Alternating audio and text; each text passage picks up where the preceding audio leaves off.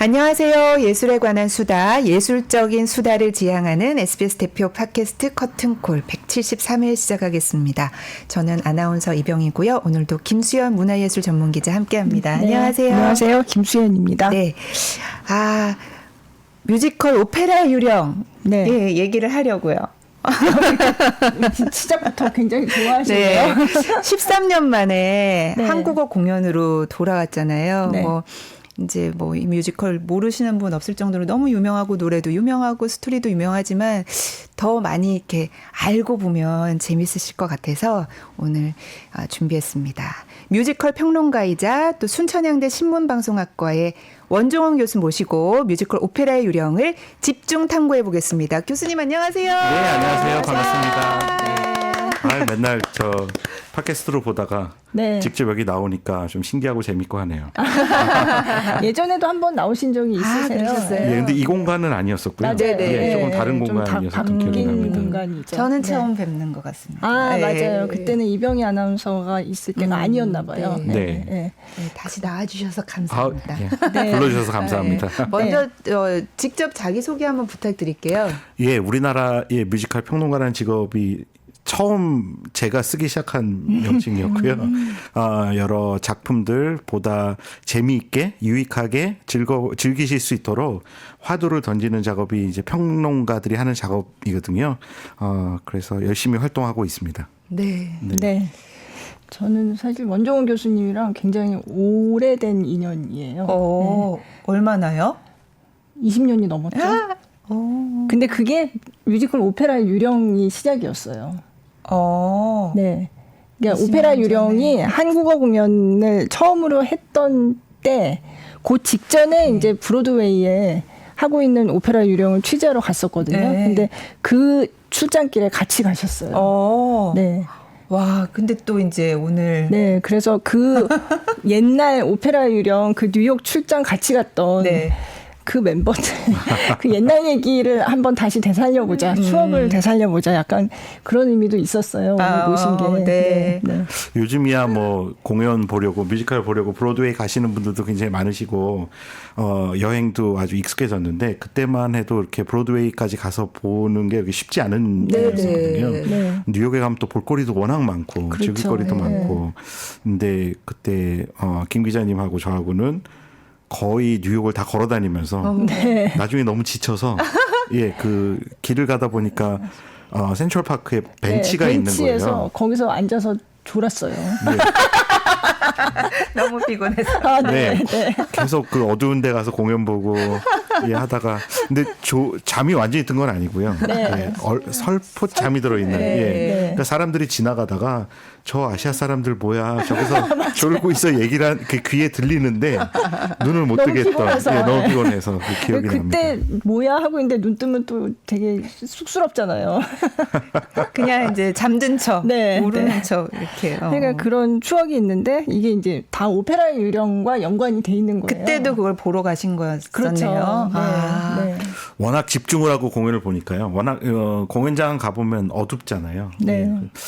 그 오페라 유령도 보면 그런 얘기가 나옵니다. 유령이 얼굴이 반쪽이 괴물이거든요. 그래서 밝은 곳을 굉장히 싫어해요. 늘 어두운 곳에 가 있죠. 근데 사실 한 가지 감각이 지워지면 다른 감각에 아주 예민해지거든요. 그래서 그 자신의 음악은 이 시선 혹은 뭐 시야로부터 자유로운 예술의 세계다 이런 얘기를 하는데 맞아요. 그런 체험을 공연장에 가서 그 어두운 곳에 집중해서 막 공연을 보다 보니까 공연 보고 나오면은 이제 거의 멍해지는 거죠.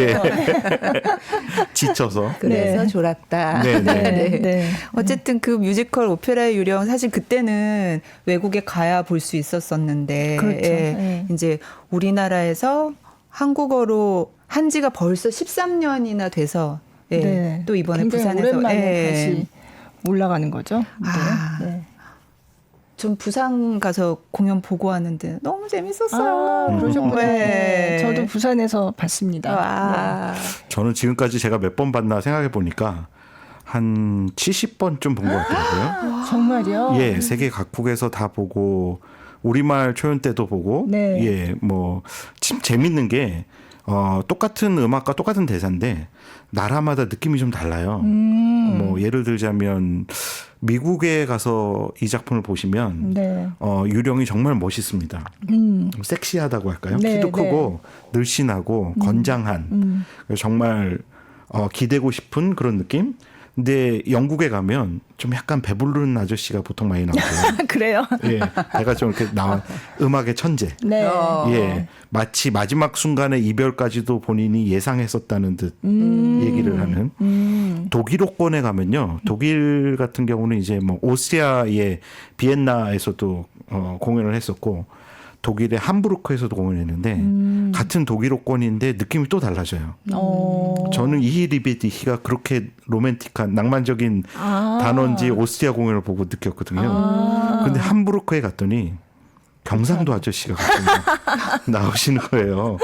노래를 부르는데 너무 무뚝뚝하고 일본에 가면 또 이게 오페라좌의 가이징에서 괴인이라고 네, 번역을 네. 했거든요. 네. 좀 그로테스크하고 되게 어두운 이미지들을 만들어내는데 이렇게 나라마다 유령의 이미지가 달라지는구나. 근데 한 가지 공통점은 관객은 다 울고 있더라. 예. 그 참 인상적이었던 작품입니다. 이번에 네. 부산 갔더니 또 우리 부산 관객들도 많이 울고 계시더라고요. 네. 예. 마지막 장면에. 오페라 유령 뭐 보신 분들도 굉장히 많지만 그래서 이미 줄거리도 많이 알고 계시겠지만 그래도 또 처음 접하시는 분들도 계실 테니까 그쵸. 그냥 간단하게 소개를 좀 해주시면. 배경은 프랑스 파리입니다. 네. 오페라 하우스가 있죠. 네.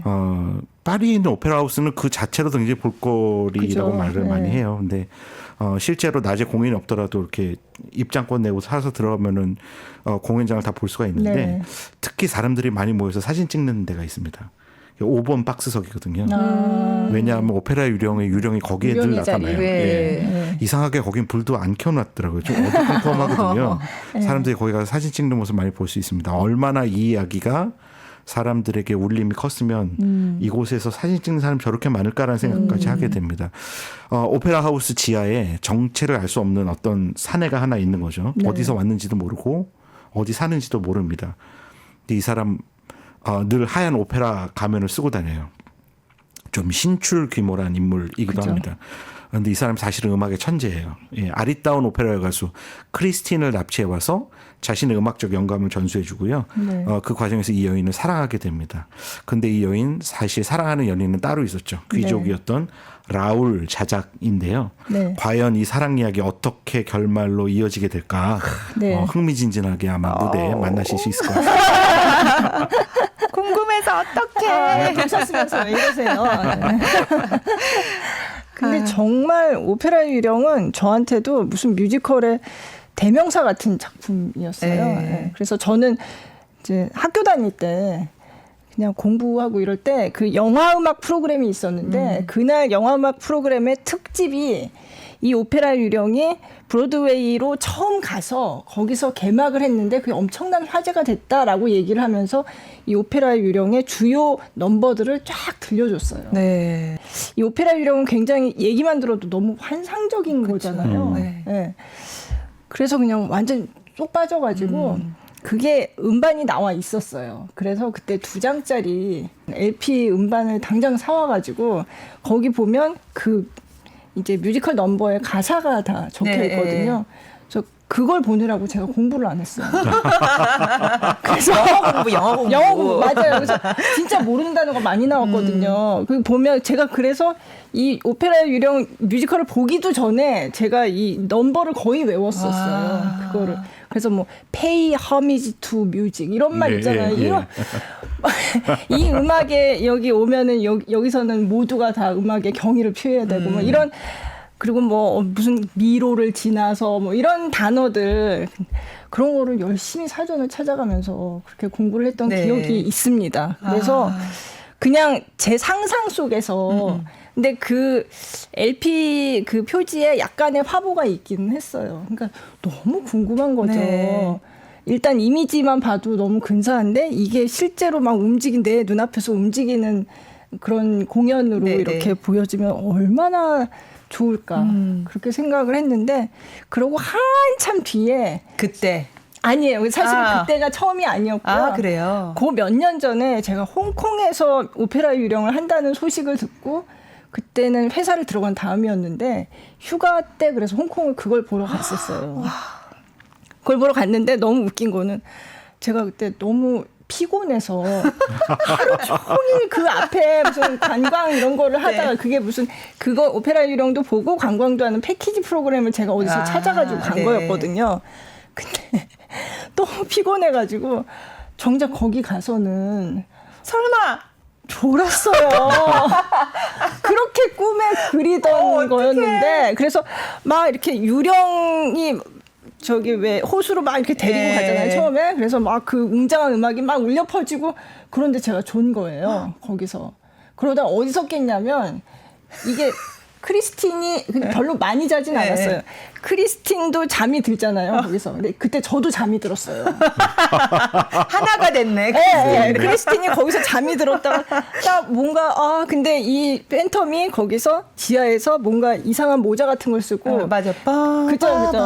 그거 막 이렇게 작곡을 하고 있잖아요. 거기서 깼어요. 잠깐 졸았다가 거기서 깨서 펑펑 하고 하는데 그래서 막 자괴감을 느끼면서 내가 이걸 보려고 여기까지 왔는데 내가 내 어떻게 자신이 싫다 막 정말 이게 뭐지 나의 첫사랑 정말 이 뮤지컬을 보려고 왔는데 여기서까지 이렇게 잠을 잘 수가 있나. 근데 그렇게 길게 자진 않았나 봐요. 네. 아니 근데 아까 저기 교수님이랑 잠깐 이제 저도 시카고에서 한번 런던에서 한번 봤는데 물론 좀 시간이 오래 전이긴 하지만 그때 봤을 때보다 이번에 전 한국어 공연을 처음 봤거든요. 그래서 너무 좋더라 그 얘기를 드렸더니 아마 거기서는 그러니까 거의 런던이나 뉴욕에 가시면 그 저녁에 공연하는 시간이 우리로 치면 한 새벽 4시에서 5시쯤. 그죠. 아무리 강철 체력을 갖고 계신 분도 딥슬립 그러니까 가장 깊이 잠드는 시간이에요. 근데 그거를 뮤지컬을 더군다나 아주 어려운 영어 표현이 등장하는 작품이다 보니까요. 주무시는 분이 꽤 많이 계세요. 근데 이번에 한국 공연도 이제 굉장히 오랜만에 또 올려졌는데 이게 좋은 게 우리말로 하잖아요. 맞아요. 다 알아듣잖아요. 맞아요. 그러니까 감동이 훨씬 크더라고요. 그렇죠.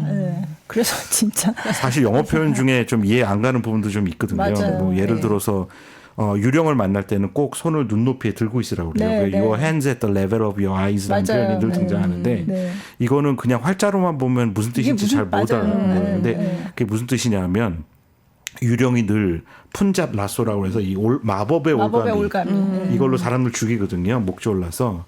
근데 손을 이렇게 눈높이로 들고 있으면 올가미가 씌워지지 않는 거예요. 그죠. 손도 같이 올가미에 있으니까. 그래서 만날 때마다 이러고 돌아다니라는 거거든요. 근데 이거를 음악만 듣고 영어로만 들었을 때는 무슨 말인지 이해를 못 하겠는 거죠. 아니면 뭐 유령이 보낸 쪽지가 있는데 PTO라는 표현이 등장합니다. P.T.O. 뭐였죠? 그러니까 이게 어떤 분은 이게 무슨 뜻인지 몰라가지고 그럼 무슨 포스트 박스 뭐 이런 뜻 아니냐 우편환 뭐 그게 아니고요. Please turn over의 약자예요. 뒷장 계속. 그럼 이게 메모를 읽고 있다가 PTO 그러면 이렇게 딱 뒤집어 보거든요. 이게 그거예요. 그래서 그런 표현들을 실제로 무대에 가서 보면 그걸 이제 하나씩 캐치를 해내니까 오 저게 그거였네라고 생각하면서 너무 재밌어 하는데 우리말 공연은 그게 이제 다 보이는 거죠. 그죠. 준비하지 않고 가도 다 보이기 때문에 가신 분들이 더 많이 감동하고 좋아하시는 것 같아요. 맞아요. 하여간 그래서 그 오페라의 유령은 사실 제가 교수님 뵀을 때 교수님이 그때 이미 책을 한 권 내셨었어요. 아마 거의 첫 책이었을 것 같은데 그 뒤에 많이 쓰셨지만 거기에도 이제 오페라 유령 얘기가 굉장히 중요하게 나오거든요. 요즘 거기 패러디돼서 많이 나옵니다. 제가 좀 제목을 자극적으로 붙였거든요. 훔치라고. 뮤지컬 티켓 없으면 훔쳐라. 없으면 훔치라고. 요즘에 인터넷 가시면 무슨 콘서트 티켓 없으면 훔쳐라. 영화 티켓 없으면 훔쳐라. 패러디돼서 많이 나오더라고요. 그때 그렇게 원조.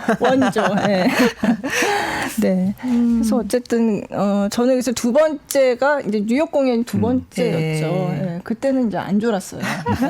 그때는 정말 또 이제 홍콩에서조차 그 얼마 안 되는 시차도 견디지 못하고 그렇게 졸았다니. 그래서 진짜 제가 근데 그때도 좀 피곤했어요. 피곤했는데 그렇게 막 센트럴파크에서 졸기도 하고 막 이러면서 피곤한 일정이었지만 커피를 막 거의 네. 뭐 사발처럼 들이마시고 그리고 또 쫄면 안 되죠. 그죠. 네, 안 졸았죠. 아니 근데 그때 많은 한 20분 넘는 기자들이 같이 동행을 했었거든요. 네, 네. 그런데 제일 행복했던 게 아마 김 기자님하고 제가 아니었을까. 맞아요. 예, 너무 이게 너무 평소에 좋아하던 네.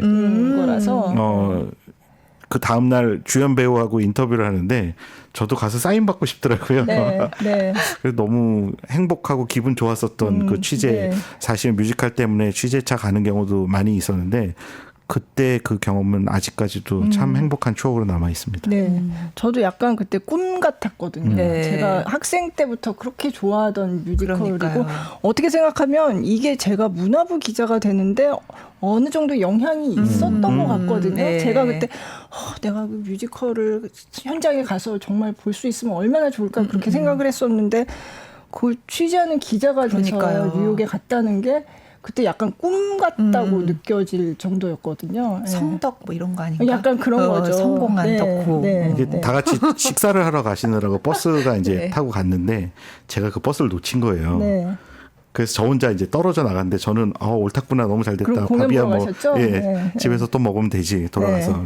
저 공연 이제 보고 싶었던 공연을 다 돌아다니면서 네. 더 봤는데 보셨어요? 네. 나중에 김 기자님이 얘기 들으시더니 본인도 놓칠 거 그랬다. 그러니까. 예, 공연 같이 보러 나도 다녔으면 같이 놓칠 뻔했다. 그 얘기했던 밥보다 게 기억이 그게 더 나요. 좋은데 네. 이러면서. 그래도 그때도 정말 많은 작품 봤지만 늘 오페라 유령이 최고였던 것 같습니다. 그러니까요. 오페라 유령이 근데 이제 그 86년부터 웨스트엔드에서 했고 그 브로드웨이 뉴욕 브로드웨이에서는 88년부터 했는데 얼마 전에 막을 내렸잖아요. 맞습니다. 브로드웨이에서는. 그럼 이제 진짜 안 한다는 거예요? 브로드웨이에서는 막을 내렸고요. 런던에 가면 공연을 계속 하고 있습니다. 네. 허 머저스티 티어터라는 그죠. 곳이었는데 네, 네. 얼마 전에 여왕이 돌아가셨잖아요. 아. 그래서 이제는 His Majesty 티어터로 이름이 이름이 바뀌었어요? 예, 왕가가 갖고 있는 공연장인데요. 아, 그렇구나. 그곳에서 지금도 공연하고 있어요. 그러니까 얼마 전인가요? 그 코로나 팬데믹 한참 심할 때 그런 기사가 미국의 주요 언론들에서 등장했었거든요. 세계에서 유령이 살고 있는 유일한 나라, 대한민국. 아, 맞아요. 다들 공연이 멈췄는데 네. 우리나라의 그때 이제 투어 투어팀이 공연. 와서. 예. 근데 뉴욕에서도 원래 이제 막을 내린다라고 이렇게 공고가 나오니까 사람들이 막 몰려가지고 그렇죠. 그래서 마감 일을 계속 늦췄다고 하더라고요. 네. 올해 공연하다 보니까 재미난 기록들도 굉장히 많이 나왔는데요. 예를 들자면 최근에는 칼라 블라인드 오디션이라고 해서 주연 배우의 피부 색깔을 보지 않고 거기에 대한 선입견 같이 없이 해야 된다. 그래서 흑인 배우가 유령 역으로 나오기도 했었다고 유령. 합니다. 네. 그래서 그런 것들이 아주 독특한 무대를 만들기도 했는데 저는 한 70번쯤 보니까 사실은 외국에서 거의 마지막 봤을 땐 그 생각은 했어요. 이제 더는 보면 안 되겠다. 왜냐하면 실수하는 게 보여요. 그죠. 너무 많이 너무 잘 보니까 아니까. 저 부분 좀 다르게 하네. 저 부분 좀 네. 얼렁뚱땅 넘어가네. 이런 게 보여서 온전히 즐기실 수가 좀 네. 네. 그래서 이제 그만 봐야 되나라는 생각을 했는데 이번에 부산에서 보고 너무 감동했어요. 네. 너무 좋더라고요. 이막 제가 여기서 팟캐스트에서 말씀을 드릴 수가 없습니다. 스포일러가 될까봐 말씀을 드리겠는데 이막의 돌아올 수 없는 다리를 건넌 장면부터 있어요. 네. 거기서부터는 제가 숨을 안 쉰 것 같아요. 네. 그냥 집중해서 그 네. 이야기 따라가는 거 보느라고요. 네, 맞아요. 그때부터 되게 그 긴박한 그 진행이 지금 표정이 벌써 막 떠올리면서 네. 그 음악 상자의 원숭이 인형이 이렇게 이걸 뭐라고 그러죠? 심볼 이걸 치는데 딱딱 치면서. 제가 보면서 이러고 있더라고요. 흉내내고 있더라고요.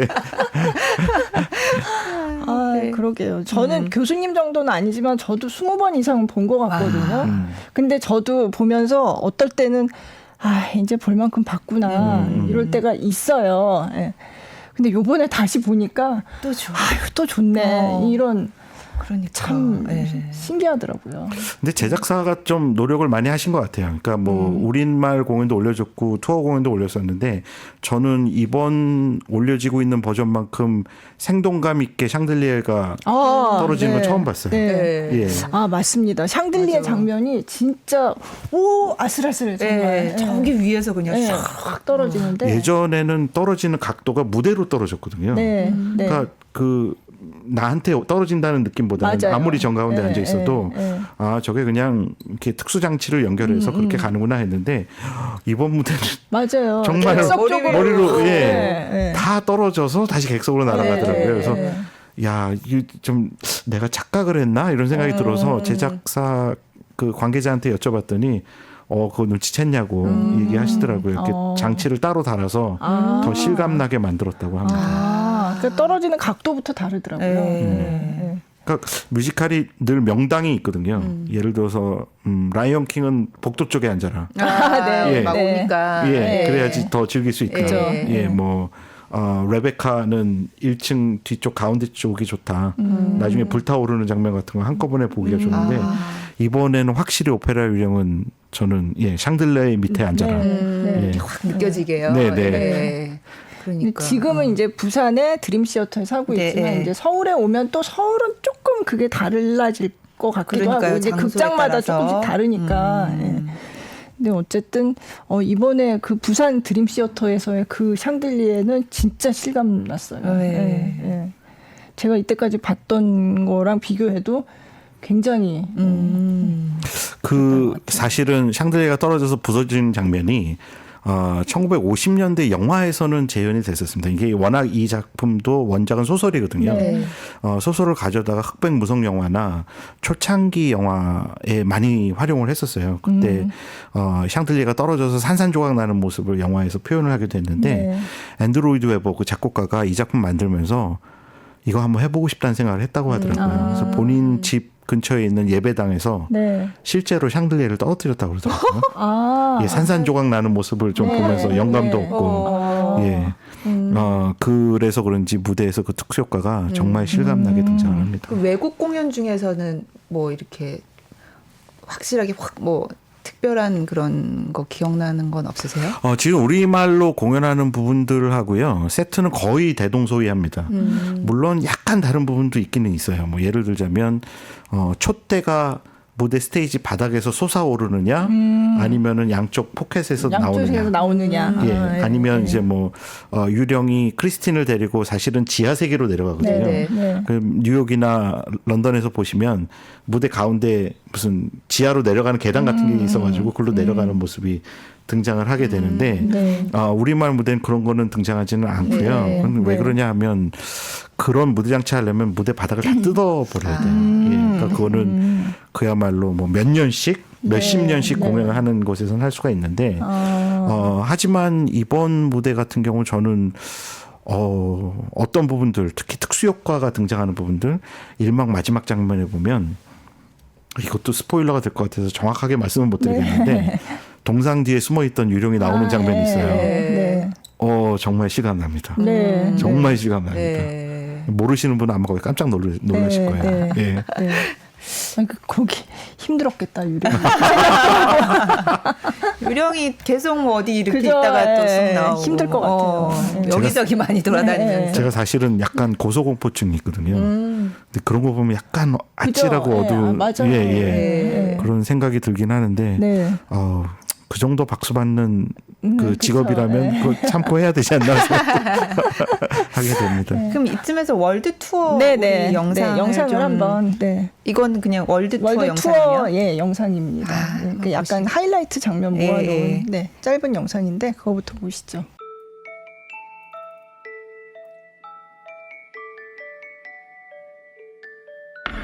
And do I dream again? For now I find the Sing, my angel of music. the opera is there inside my mind.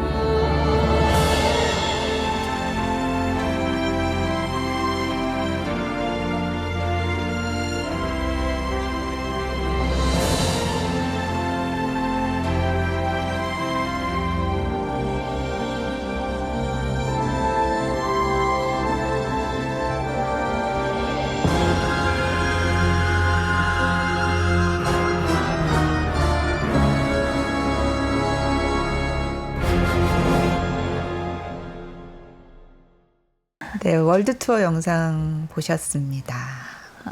네.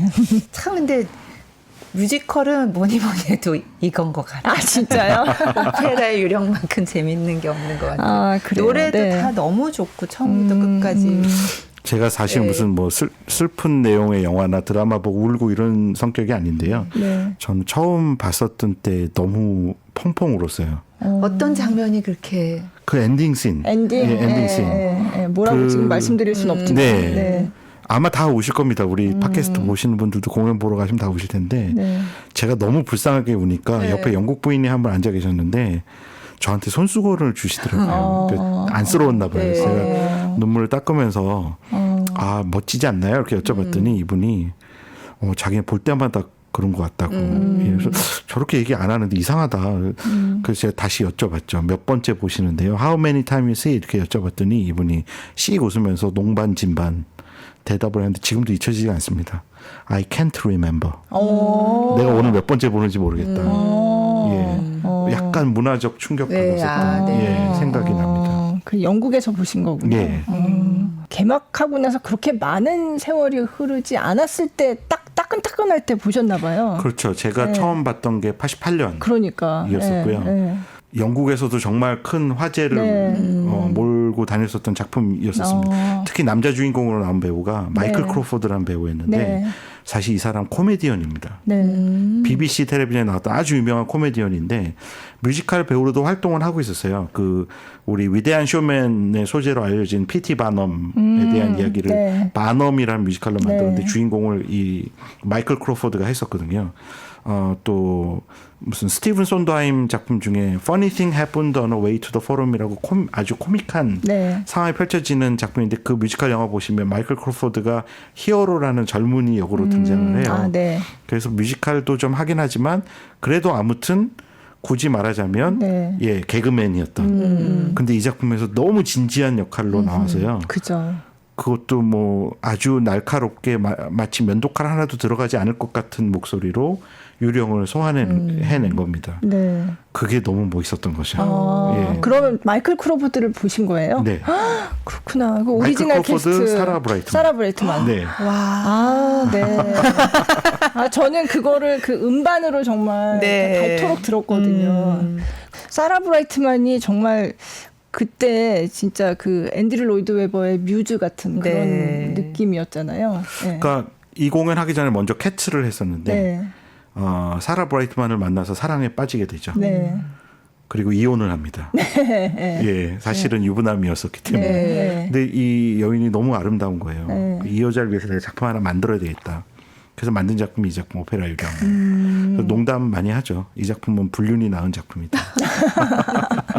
아니 근데 그 사랑의 힘이 위대해서 나온 작품이고요. 네. 지금도 두 사람도 헤어졌어요. 예, 근데 여전히 음악적 동지, 네, 예, 이 작품을 그죠. 통해서 교류를 많이 하고 그 당시에 네. 사라 브라이트만이 없었다면 나는 이 작품을 만들지 못했을 것이다라고 정말 공공연히 얘기하기도 합니다. 그죠. 사라 브라이트만이 그래서 뭐 오페라 유령 무슨 뭐 몇 주년 기념 공연 뭐 이런 거 할 때 마지막에 탁 나와가지고 봤어요. 굉장히 나이 들었지만 네네. 예, 이렇게 나오면 정말 막 그냥 네, 그런 모습이 참 재밌다. 네. 이게 늘 재밌는 게요. 오페라 유령은 오페라 유령만의 독특한 일들이 많이 벌어지는데요. 우리나라 초연 당시에 유령을 찾지 못해서 맞아요. 정말 고생을 많이 했거든요. 네.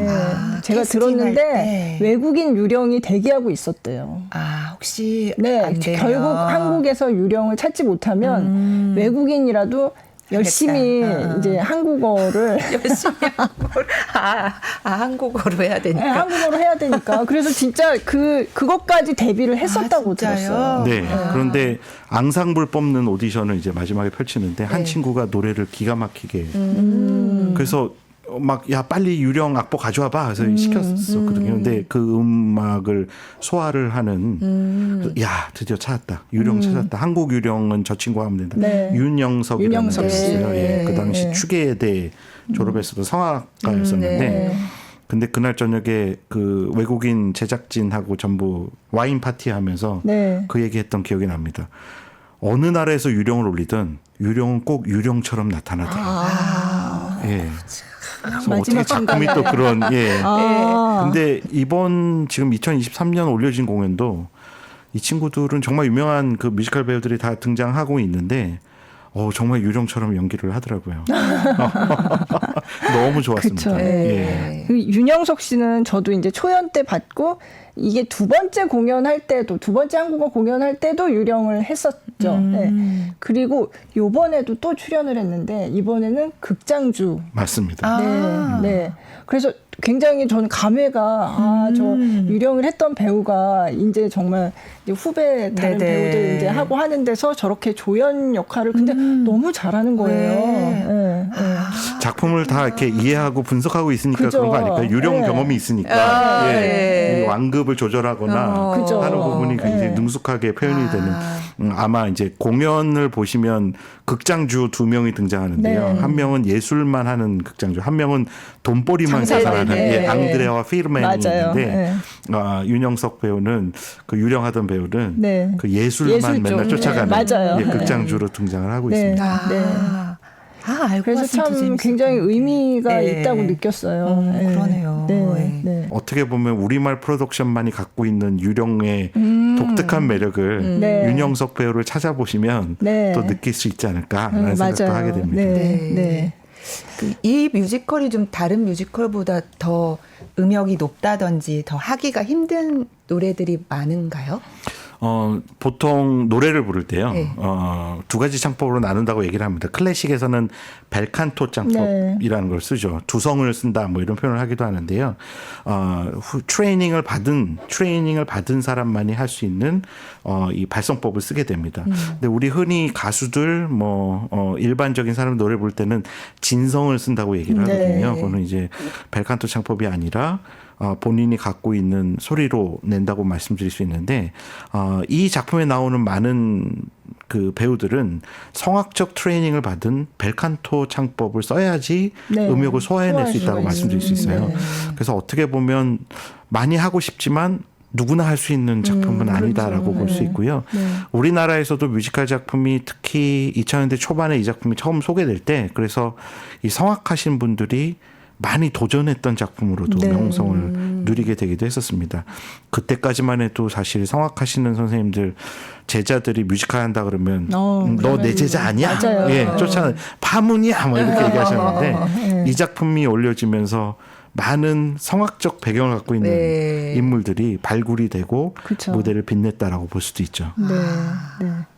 그 당시에 왜 김소현 씨, 크리스틴 맞아요. 그때 이혜경 씨랑 김소연 씨랑 했었는데 김소연 씨도 원래 소프라노로 뭐 예술의 전당에서 하는 오페라에도 오르고 했던 네. 그런 성악을 했던 그런 배우였는데 그때 뮤지컬이 뭔지도 모르고 그냥 갑자기 어떻게 해서 그냥 오디션을 보고 갑자기 하게 됐다고 그 얘기를 저희 또 팟캐스트에 네네. 나와서 또 한 적이 있어요. 예. 그래서 김소연 씨도 그랬고 윤영석 씨도 원래 성악을 했던 그리고 류정환 씨도 역시 예, 성악을 했던 분이고.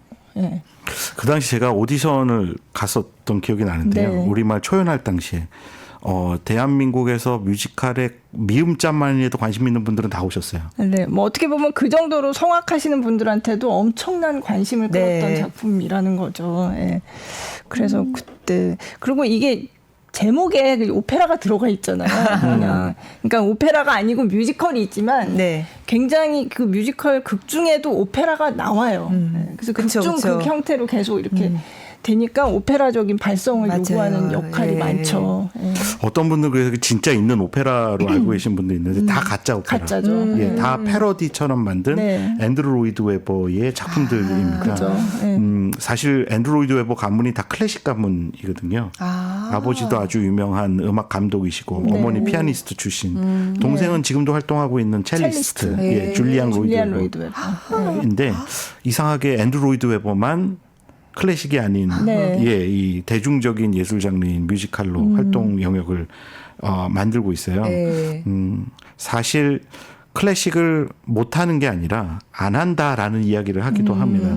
그 이유가 오페라 유령을 보면 그 오페라처럼 만든 가짜 오페라, 맞아요. 수도 오페라를 너무 잘 만들어 놓으니까요. 너무 잘 만들었어요. 그 내가 사실은 못해서 안 하는 게 아니라 네. 그냥 뮤지컬이 더 좋아서 안 하는 거야라는 얘기를 이 작품을 통해서 보여줬다 이렇게 얘기를 네. 하는 평론가들도 있습니다. 네. 그래서 이제 오페라에 저번에 왜 유형종 선생님 오셔가지고 네. 오페라 얘기하면서 그때 오페라에 발레가 많이 있었다라는 맞아요. 얘기를 하셨잖아요. 예. 그러니까 여기서도 이 오페라를 공연하는데 이제 무용수 발레하는 무용수들이 나오는데 네. 그 중에 한 명이 이제 크리스틴인 크리스틴이, 거죠. 예. 네. 맞아. 처음에 발레는 오페라에서 네, 하는 오페라 걸로 중에, 시작했다고. 네, 이렇게 하는 걸로. 참 재미난 얘기들이 많죠. 그러네요. 예. 그래서 제가 한참 이 팬텀 오브 디 오페라 이 오페라 유령에 빠졌을 때 막 이것저것 찾아보면 그런 것도 있었어요. 팬텀의 팬은 FAN 팬이 아니라 PHAN이다. 왜냐하면 네. 팬텀의 그 철자를 따서 그거 굉장히 많이 씁니다. 네, 예, 네. 영미권에서는 예를 들어서 그 fantastic 뭐 이런 표현 쓰잖아요. 그것도 PH로 써요. 그쵸. 오페라 유령을 얘기할 때는 PH fantastic. 예. 그리고 뭐 F가 들어 뭐 favorite도 그쵸. 뭐 PH로 쓴다든지. 네, 예. 네. 그래서 일종의 이 작품에 대한 충성도 높은 사람들의 방증이라고 할까요? 그렇죠. 예, 그래서 그 PH를 꼭 팬이 쓰는 게 재밌습니다. PHAN, FAN이 아니라. 아, 참. 네. 그러면 뭐 캐릭터에 대해서도 좀 얘기를 해볼까요? 네. 이 작품의 메인 캐릭터들은 이제 3명이죠. 삼각관계가 제일 중요하기 때문에요. 오페라 유령의 유령은 어렸을 때부터 얼굴 반짝이 괴물 같은. 네. 예, 그 노래에 들어보시면 그런 표현들이 등장합니다. 구멍이 뚫린 양피지 같다라는 얘기를 하기도 하고요. 엄마도 두려워했었던 네. 얼굴. 예, 내가 처음 세상에 태어나서 느낀 감촉은 차가운 가면이라는 얘기를 합니다. 그러니까 어떻게 보면 따스함을 전혀 경험하지 못했었던 그런 비극적인 인물로 등장을 하고요. 크리스틴은 바이올리니스트였던 아버지 밑에서 자란. 하지만 아버지가 돌아가시면서 내가 죽으면 저 세상에 가서 너한테 꼭 음악의 천사를 천사. 보내줄게. 네. 근데 정말 팬텀이 나타난 거죠. 야, 아버지 같기도 하고요. 연인 같기도 하고 음악 선생 같기도 하고 그런 그 복잡한 감성을 느끼게 되는 존재로 받아들이게 됩니다. 라울은요. 그 얘기 하더라고요. 외국 스태프들이. 신체에서 가장 높은 게 코인 사람이다. 네? 신체에서 가장 높은 곳에 있는 게 코다. 왜?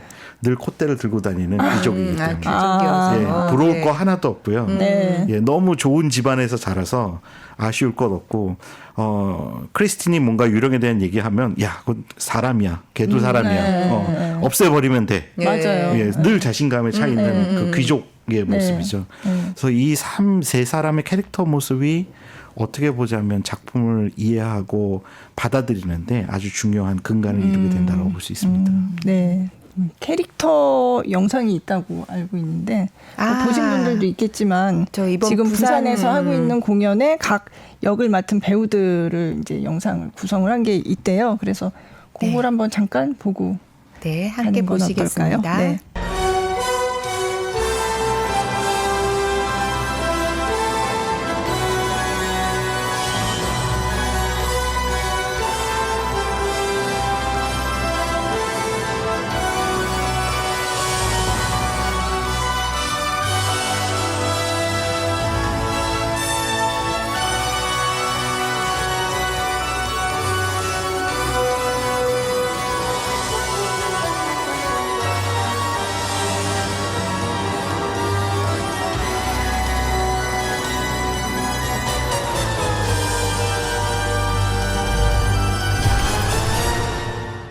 네, 이번 부산 공연의 배우들. 네. 또 이제 배우들이 다르니까 그 배우들마다 또 이렇게 그렇죠. 특징이 있어서 네.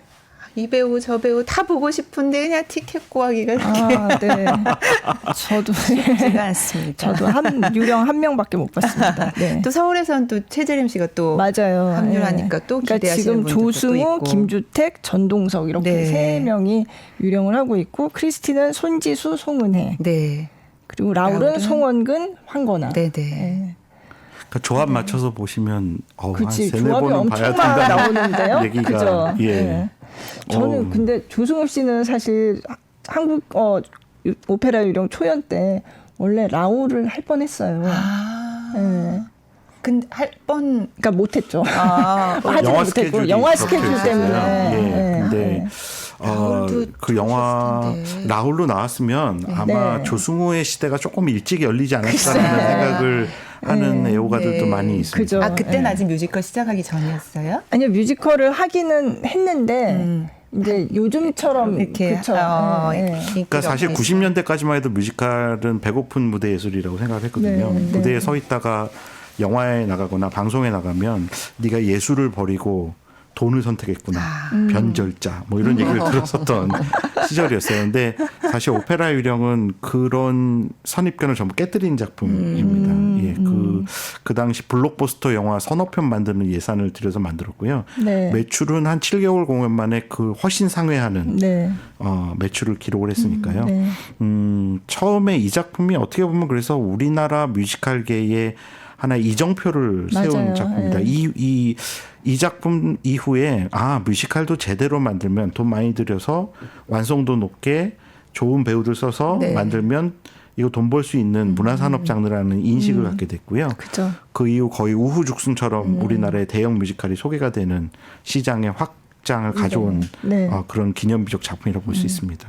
저도 지금 생각나는데 그때 제가 마침 그때 또 문화부에 있을 때라서 이 초연을 취재를 했었는데 그 당시에 공연을 뭘 취재를 한다 그러면 저희 리허설 하는데 프레스 리허설 하는데 오세요. 그러면 이제 리허설을 이제 처음부터 끝까지 이렇게 쭉 하면 그걸 가서 찍고 그랬는데 제 기억에는 이 오페라 유령 때 요즘 말로는 프레스콜 혹은 미디어 콜이라고 부르는 그 어떤 그 이제 언론을 상대로 한 발표회 형식을 처음으로 이제 외국에서 하는 것 같은 네네. 그런 형식을 처음으로 도입을 한 거예요. 그래서 갔더니 이제 굉장히 딱 정해진 몇 장면을 차례에 딱 맞춰가지고 네. 이 장면은 어떤 장면입니다. 이렇게 하고 딱 보여주고 그리고 또 그 다음 장면, 이 장면은 어떤 장면입니다. 이런 형식의 네. 그 프레스콜을 그때 제가 처음 봤어요. 와. 그러니까 그게 그런 프레스콜을 이제 이게 오페라 유령이 외국에서 들여온 거였으니까 그런 외국에서 하는 그런 형식을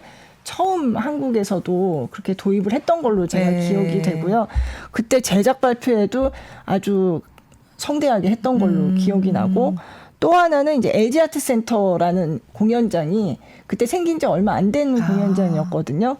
근데 거기가 지금이야 LG 아트 센터 그럼 다 알지만 생긴 지 얼마 안 돼서 인지도를 높여야 할 필요가 있었어요. 그래서 이 LG 아트 센터의 초창기에 이 7개월이라는 기간을 다 내줬어요. 와. 근데 이제 셋업까지 합치면 훨씬 길죠. 예. 그래서 이런 정말 사상 최초의 우리나라 뮤지컬 역사상 최초의 장기 공연을 이제 LG 아트 센터에서 했는데 사실 LG 아트 센터도 이 오페라 유령의 덕을 굉장히 많이 봤죠. 아주 이 덕분에 빨리 자리를 잡았어요. 그러니까 굉장히 이 공연장을 사람들이 굉장히 많이 알게 됐고 네네. 전에 LG 아트 센터에 지금은 이제 그 센터장을 하는 이현정 대표님이 네네. 오셔가지고 얘기를 했는데 그때 이 오페라 유령의 무대를 넣었는데 사실 LG 아트 센터의 무대랑 원래 만들어진 무대랑은 좀 안 맞는 맞아. 부분이 있었대요. 예. 그래서 실제로 그걸 아까 뭐 부신다고 하셨는데 실제로 그래서 그거를 구조를 바꾸는 공사까지 해가면서 그렇게 이 오페라 유령을 공연했다고 하더라고요. 기자들이 이제 취재를 하러 가면요. 사실은 이제 백스테이지 투어라고 해서 이 무대에 있는 여러 장치들을 보여주기도 합니다.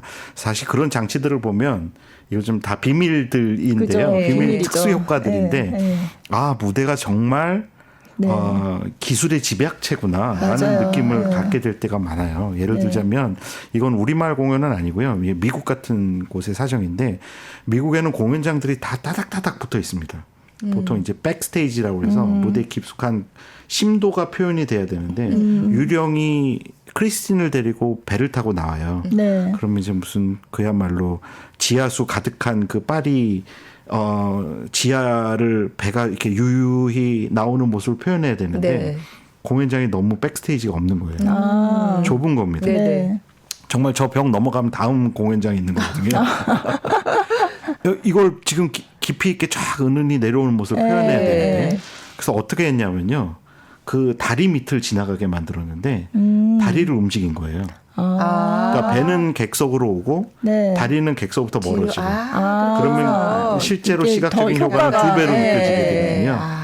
그걸 그런 보면서 식으로. 이게 무대라는 공간이 그냥 단순히 열려 있는 공간이 아니라 인간이 갖고 있는 모든 지식과 지혜와 아이디어와 그 고민과 이걸 다 집약시켜서 관객들에게 전달을 해주는 장치들이구나. 거대한 하나의 큰 장치구나. 네. 그런 느낌을 받았던 적이 있어요. 보통 그래서 이제 기자분들 오시면 그런 비밀들을 하나씩 이렇게 살짝 보여드릴 때도 있고 어떤 건 절대 안 가르쳐 주는 것도 있고. 그렇죠. 네. 판타지를 그쵸. 깰 수는 없다. 네. 전 그래서 아직도 미녀와 야수에서 그 야수가 하늘에 올라서 빙글빙글 돌다가 왕자님이 돼서 내려오는데 모르죠. 그걸 모르겠어요. 어떻게 되는 건지. 예, 어떻게 했는지.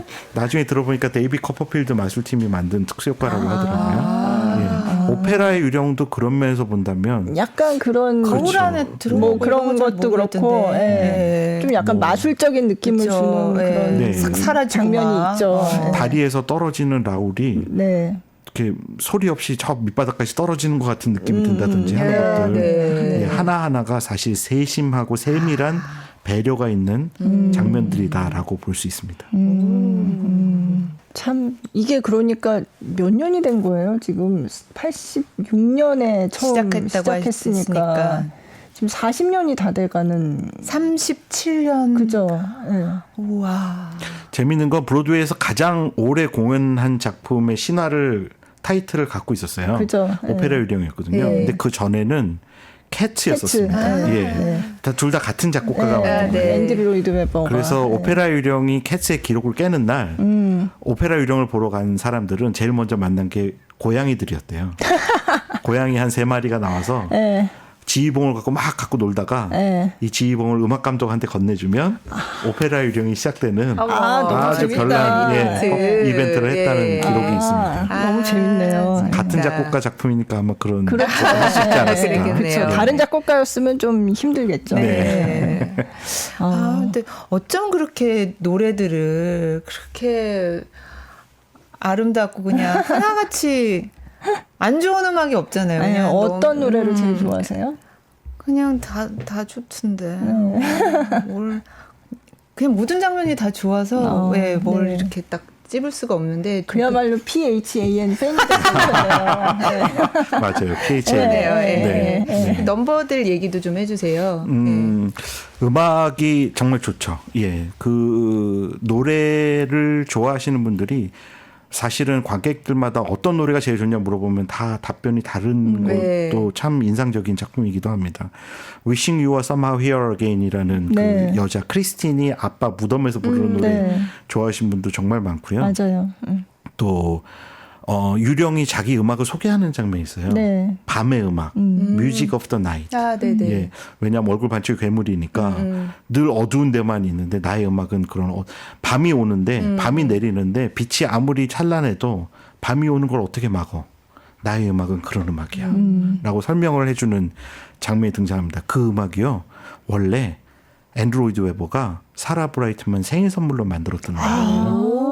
예, 그래서 생일 선물에 줬는데 네. 나중에 내가 갖다 좀 쓸게 그러고 작품에서 또 쓰지 않았나 그런 생각도 하게 되고요.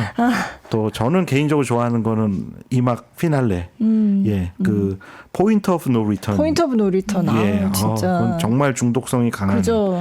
예, 음악인데요. 사실 뮤지컬 감상하는 좋은 방법 중에 하나가 음악을 통해서 보는 겁니다. 네. 예, 음악을 가사까지 볼 필요는 없고 선율만 좀 몇 번 반복해서 들어도 그렇죠. 그 익숙해진 선율이 무대에서 펼쳐지는 게 너무 신비한 체험이 맞아요. 되고요. 네. 공연을 보자마자 바로 음악을 듣는 방법도 좋은데 네. 그럼 음악을 들으면 방금 전에 봤던 무대가 막 그게 막 머리에서 펼쳐집니다. 그렇죠. 공연 보고 나면 음반 사는 분 그래서 정말 많고요. 네. 하얀 가면이야 뭐 말할 나위 없죠. 요즘엔 기념품 가게에서 팔기도 하던데 제가 처음 봤을 때는 구할 수가 없어서 제가 그 지역 시장도 막 돌아다니면서 그러셨어요? 예, 기억이 납니다. 포스터를 보시면 이 얼굴을 가득 메우는 가면으로 되어 있어요. 네. 이거요, 이거. 네, 네. 여기. 네. 그런데 실제로 공연을 보시면 반만 가리고 네, 있습니다. 네, 예. 맞아요. 그래서 네. 저 가면이 아닌데 나중에 홍보 담당자한테 여쭤봤어요. 이거 네. 왜 이렇게 썼냐 했더니 원래 처음에는 이런 가면이었다고 하더라고요. 아, 근데 그랬다가 처음에는요? 점점 네. 아. 근데 저 가면을 쓰고 노래를 부르면 아주 입을- 불편하다고 합니다. 예, 마이크도 계속 닫고 그래서 이걸 반쪽짜리 가면으로 바꿨다라는 뒷이야기도 그래서. 있고요. 아. 또 하나 포스터에 보면 장미가 있는데 네. 무대에는 장미가 등장하지 않습니다. 아, 맞아요. 한 번도 안 나옵니다. 네. 그러네. 네. 예, 뒤엔 그래서 뭘 의미하는 거예요? 왜 장미를 썼냐 여쭤봤더니 네. 장미는 순수한 사랑을 상징하기 때문에 아, 그래서 포스터에만 등장시킨다라고 얘기하더라고요. 근데 이번에 부산 공연 갔더니 장미 극장에. 길을 만들어 맞아요, 놓으셨더라고요. 맞아요. 이런 사진을 많이 찍으시는데 네. 근데 이제 또 노래를 이렇게 원곡으로 듣다가 이제 한국어로 들으면서 그거 어색하지 않을까 좀 그렇게 아니요, 그렇지 걱정하면서 않더라고요. 가잖아요, 보통. 네, 근데 전혀 그런 게 없고 네. 또 이렇게 뭐 팬텀 오브 디 오페라 딱 그런 거는 또 그대로 살려놓고 네. 뭐 그래서 처음에 그걸로 되게 고민 많이 했다고 들었어요. 그러니까요. 맞습니다. 예. 고민을 저기 많이 하셨겠구나. 오페라의 그렇죠. 유령이 있어. 이렇게 했는데 이게 너무 어색한 네. 거예요. 네. 근데 왜 그러냐면 영어들은 주어 다음에 동사가 나옵니다. 그 음악적 구조의 스트레스도 그 앞부분에 앞에. 강조를 네. 하게 되는 경우가 많은데 우리는 수로는 저 맨 뒤에 나오잖아요. 그죠. 그러니까 음악 구조하고 한국어의 구조가 문법 구조가 잘 안 맞아요. 그렇다고 계속 도치해서 쓸 수도 없고. 네. 그래서 아마 고민 끝에 말씀하신 대로 저기 오페라의 유령이 있어가 아니라 저기 Phantom of the Opera 있어라고 그죠. 예, 되게 영리하지 않았나. 그러니까요. 적절하게 이게 왔다 갔다 하니까 네. 별로 어색한 걸 어차피 다 외우지 않는 이상 그런 부분밖에 모르거든요. 아. 근데 Think of Me는 그걸 생각해줘요로 네, 했더라고요. 네, 맞아요. Think of Me 좋아하시는 분들도 정말 많더라고요. 그죠. 그 이중창 좋아하시는 분도 많고요. 네, 예, 네. 그래서 오라이 에스코비. 예, 네. Think of Me하고 오라이 에스커비유가 가장 인기 있지 않나라는 네. 생각을 하게 되는데 Think of Me가 어떻게 보면 크리스틴을 발견하게 되는 맞아요. 예, 노래잖아요. 네. 그 전까지만 해도 크리스틴이 그렇게 노래를 잘하는 인물이라는 걸 느끼지 몰랐어요. 못하다가 네. 그 안에 보시면은 그 오페라 장면 하나에 등장하는 걸로 나옵니다. 네. 그 아프리카를 정벌한 로마의 장군이죠. 한니발. 한니발에 대한 이야기인데 참 재밌는 거는 영미권에서는 그 한니발 리허설이 딱 끝나고 코끼리가 이렇게 싹 돌아가면 그 뒤에서 이렇게 술 마시면서 코끼리 동작을 하는 사람들이 등장을 해요. 거기 다 웃음이 터져 나오는데 네. 네. 우리말 공연은 한 번도 거기서 웃지 않으시더라고요. 아. 그래서 이게 저는 생각에 그 나라나 문화나 국가에 따라서 해석하고 느끼고 하는 부분들도 그렇겠죠. 조금씩 또 달라지는 게 아니냐. 다르겠죠? 네. 예. 네. 그러니까 우리나라에서 웃는 포인트하고요. 영미권에서 웃는 포인트하고 독일어권에서 웃는 포인트하고 다 다르더라고요. 그런 것들도 참 어떻게 보면 공연의 매력이 아닌가. 그러니까 70번이나 봤던 이유가 생각해보면 70번이 다 같은 작품이 아니었던 그렇죠. 것 같은 네. 느낌. 네. 예. 네. 심지어 그날의 습도나 온도나 네. 날씨, 그죠. 네, 네. 그날 모인 관객들의 성향 이거에 따라서도 느낌이 달라지는 게 맞아요. 작품의 매력이 아닌가 하는 생각도 하게 됩니다. 네. 그럼 이쯤에서 그 메들리. 메들리. 네. 네. Think of Me랑 Think of Me하고 팬텀 오브 디 오페라하고 뮤직 오브 더 나이트 그리고 엔젤 오브 뮤직 오라이 에스코비유 예. 이렇게 메들리로 조금씩 들려드린답니다. 네. Think of me waking silent and resigned. Imagine me trying too hard to put you from my mind. Where night is light, the phantom of the opera is there inside The darkness of the music of the night. Let your mind start a journey through a strange new world. Little music guided guardian, into the all glorious angel of music, I worship with me one love, one lifetime. Say the word, and I will follow you. Shall we stay with me each night, each morning? 네.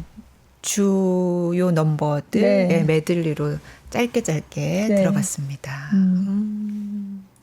너무 좋습니다. 네, 지금 이제 부산에서 아직 공연을 하고 있는데 서울 공연을 이제 여름에 하잖아요. 네. 근데 진짜 기대가 뭐 엄청난 것 같더라고요. 근데 티켓 구하기가 이미 아주 힘들다는 소문이 그러게요. 네. 없던데요? 뭐 서버가 터졌다 이런 소문이 있고. 네. 네. 티켓 구하기가 너무 힘든 작품이어서요. 아, 그러니까요. 우리나라도 그 제도 좀 했으면 좋겠어요. 캔슬 티켓. 이건 뭐 비행기표 같은 것들도 캔슬되면 이렇게 사가고 그러는데 네. 그죠. 줄도 한번 서 있으면 옛날 생각도 나지 않을까. 예. 근데 그런 분들 가끔 계세요. 이렇게 표는 구할 수 없고 네. 음악은 너무 좋고 그래서 로비에 가서 그냥 앉아서 그러면 소리는 좀 들리니까. 예, 문 넘어 들리는 소리 잠깐. 네. 근데 그럴 정도로 중독성 있는 작품 중에 하나가 이 작품이라고 볼 수 있죠. 네. 사실 앤드류 로이드 웨버의 작품 아까 뭐 캐츠도 말씀하셨지만 이런 이제 오페라 유령이나 이런 앤드류 로이드 웨버의 뮤지컬들이 어떤 뮤지컬사에서 차지하는 그런 위상을 좀 얘기를 해주시면 좋을 것 같아요. 사실은 1970년대까지만 해도 미국의 브로드웨이가 네. 위스키 비즈니스 혹은 쉐이키 비즈니스라는 얘기를 했었어요. 왜 그러냐 하면 처음 뮤지컬이 인기를 누렸을 때는 정말 뮤지컬이 최고의 인기, 황금기를 누렸었거든요. 네. 그런데 텔레비전이 등장을 했죠. 예, 영화가 나오고 네. 유스 컬처. 뭐 예를 들자면 엘비스 프레슬리도 나오고요. 비틀즈 젊은이들 거기에 열광하고. 그죠. 그러니까 네. 이 뮤지컬이 사실은 70년대가 되면 그래서 관객 수가 급격하게 줄어들게 됩니다. 네. 근데 명맥이 끊긴 건 아니고요. 네. 어떻게 하면 브라운관하고도 경쟁하고 빅스크린 영화와도 경쟁하고 젊은이들의 문화와도 경쟁을 할 수 있는가에 대한 고민들을 많이 했고요. 그래서 시장 규모는 작아졌지만 굉장히 실험적이고 도전적인 작품들이 그 시기에 많이 등장합니다. 굳이 당신이 10만 원에 가까운 돈을 들여서 시간을 할애해서 공연장을 가게끔 하는 작품들이 등장했거든요. 네. 근데 그럼에도 불구하고 어쨌든 관객들의 절대적인 수가 줄어들었기 때문에 역사 기록들을 찾아보시면 그때 브로드웨이에 있는 극장 절반가량이 문을 닫았다는 기록들도 네. 나옵니다. 근데 그런 흔들리는 위기의 비즈니스를 구해낸 게 사실은 오페라 유령이었었어요. 다시 사람들이 관객들이 몰려가기 시작했고요.